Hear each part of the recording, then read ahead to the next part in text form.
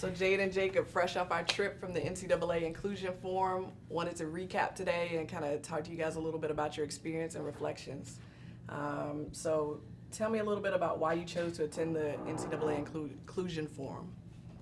I think first the reason why I chose to take this opportunity was because that I do work in the Office of Inclusion and Diversity for the campus population, but I've never thought about it in the sense of athletics and how the NCAA could, reach to us and talk about these issues. Awesome. What about you, Jake? We talked about it earlier. When you first came to me, it seemed like a good idea for me. Kind of like my background with my little brother having a disability. I definitely thought it'd be a good opportunity for me to learn a little bit more. So tell me a little bit about your experiences in the sessions. What was impactful? What was meaningful for you guys? Was there a specific session that stood out to you? And tell me a little bit about something that you thought you could take back to campus.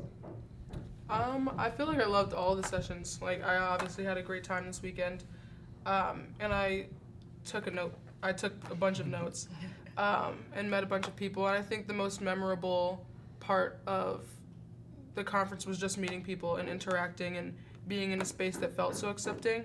And I think my favorite session would have to be Nevin Capel and Dr. Eric Lucian? And it just kind of opened my eyes to the issues that we can talk about as student athletes and how we can be change agents, whether it's just on our team, whether it's in the overall campus community or in the greater Richmond community. How many business cards did you get, Jerry? 12. That's awesome.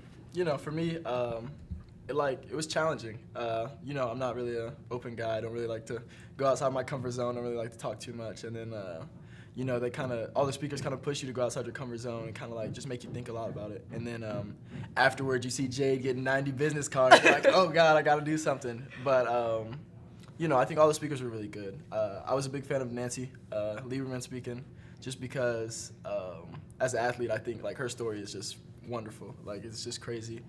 So I think like she kind of just challenged you as a person.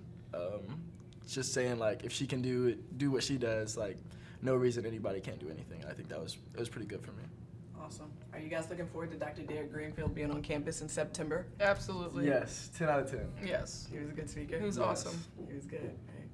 So what would you say to encourage future student athletes to attend the NCAA Inclusion Forum? I think that overall it's just a good opportunity to step outside of your comfort zone and talk about some things that you wouldn't necessarily talk about.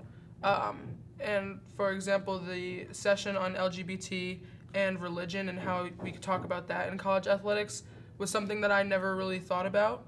And I think the overall conference was very beneficial for just talking about these issues. I think it's something that everybody thinks about. Like the topics that we were talking about over there, is something that everybody thinks about. And when you're asked about it, you want to be politically correct. And then you think about it and you think about it more, and it's like, why aren't we doing anything to make a change? So I think it definitely gives you opportunities to realize what you can do on campus as a student athlete. Fantastic. Thank you guys, and I appreciate you all taking the step out of your comfort zone to go to Indianapolis to engage with others in collegiate athletics. Thank you. We want to thank you, Ms. Courtney. Thank you for taking us. Awesome. Did you have fun? Oh, absolutely. Boom. I had a blast too.